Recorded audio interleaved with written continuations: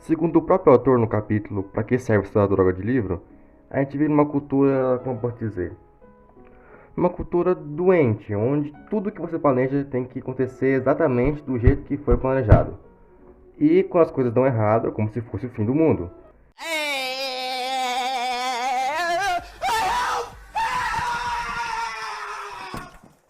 Todo mundo morreu! E o problema é que quando você acha que nada deve dar errado, você passa a pensar que tem algo de errado com você.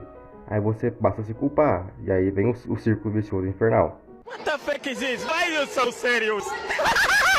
Esse livro tem como intuito ajudar você a lidar com isso, não mais fugir da dor ou se mortificar por senti-la, mas aprender a lidar com ela, aprender o jeito certo de sofrer. E agora que eu já falei a parte mais importante do livro, né, que é porque que ele existe, né, eu vou dividir assim, né, a estrutura do livro, do vídeo, perdão, em primeiro analisar a aparência e consistência do livro em si, né, do livro como um livro e não do conteúdo dele. Aí depois eu vou analisar a coesão dele, ver se ele faz sentido ou não. E aí por fim eu vou analisar finalmente o que ele fala e ver se vale a pena, beleza?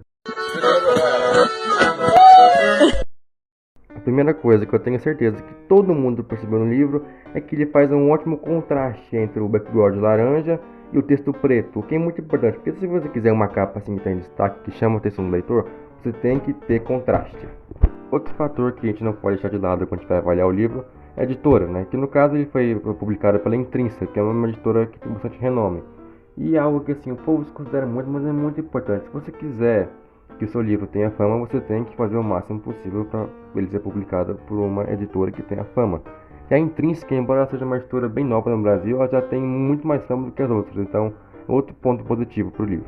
Aí na parte da contracapa, bom, ela segue mais ou menos a mesma lógica da capa, que é fundo laranja com texto preto, e ela resume mais ou menos o que o livro vai abordar, que é algo muito importante. A única função da contracapa é dar uma pincelada por cima sobre o que o livro vai falar. Se ela não fala sobre isso, eu acho que a contracapa é meio inútil, né?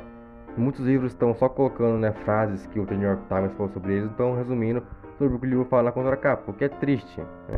E também tem a questão das folhas, né, que são folhas assim, brancas com um leve tom amarelo, né, que é para não irritar os olhos e tal.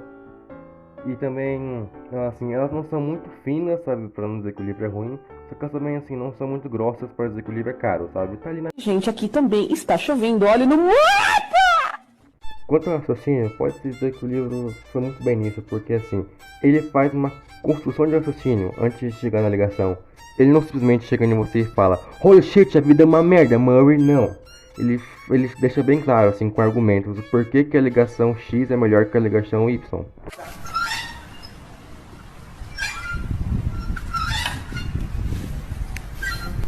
Cara, acho que uma coisa assim que ninguém percebeu sobre o livro é que assim, ela segue uma estrutura muito semelhante à estrutura do Enem, né? Por exemplo, ele sempre começa os capítulos, né, citando um repertório, né, no qual ele vai apresentar o problema, aí depois ele desenvolve o problema em argumentos.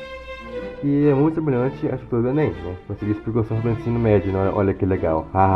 Enfim, nada contra isso, é só uma observação minha.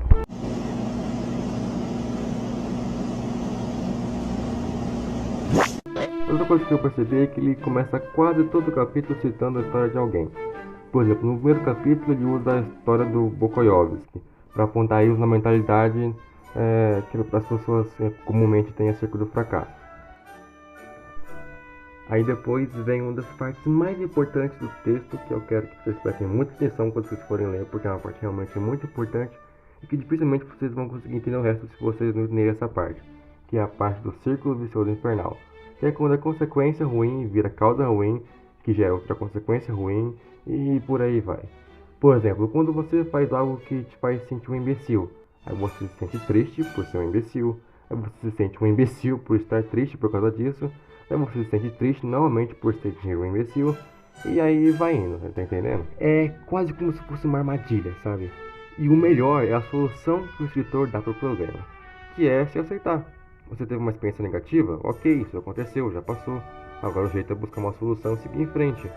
Porque quando você toma esse tipo de atitude, você rompe o círculo vicioso infernal. E é óbvio que ele fala sobre o tema muito mais profundamente, só tô dando uma pincelada por cima. Daí, outra parte muito importante, por isso que eu estou citando aqui na resenha, é as regras que o próprio autor estabelece para você tacar o foda-se. Porque ligar o foda-se e tacar o foda-se é a mesma coisa, ele é só uma palavra formal para tacar o foda-se. Enfim, é porque você não pode simplesmente não se importar com nada, senão você vira um psicopata. E eu sei que talvez você pode pensar que seu psicopata é mó da hora, porque você vai ser frio calculista que nem o Thomas Shelby, que você vai ser descolado que nem, sei lá, o Dumbledore ou o Yandere. Só que é bem triste, na verdade. Não é nem legal, nem descolado, é só triste mesmo. Então, para você não virar um psicopata, né, o autor estabeleceu algumas regras para você tacar o foda-se. Que é algo assim, que se você for uma pessoa adulta, com experiência, ou for assim, menos tímido, você vai entender, assim. Porque esse livro, assim, ele é bom pra todo mundo que é mais ou menos pré e adolescente. Só que ele é mais útil se você for tímido, né? Como você deve ter percebido. Porque pessoas tímidas, elas se importam mais com as coisas quando elas não deveriam.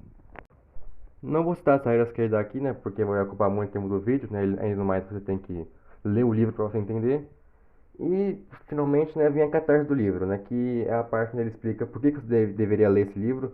Que, sei lá, eu achei que sim, foi um erro, sabe, da editora ter colocado essa parte lá na página 60 e poucos, porque a explicação do porquê que você tem que ler é a parte mais importante, sabe, tem que estar no começo do livro. Tanto que eu, né, coloquei essa parte, né, do porquê você deve ler esse livro no começo do vídeo, porque é a parte que você vai fisgar o leitor, é a parte mais importante. Então, embora tenha citado várias qualidades do livro, tá aí um defeito que foi bem, né, potente. Bom, é isso aí na resenha, né? Eu pensei um pouco por cima sobre as partes que eu achei mais importantes sobre o livro.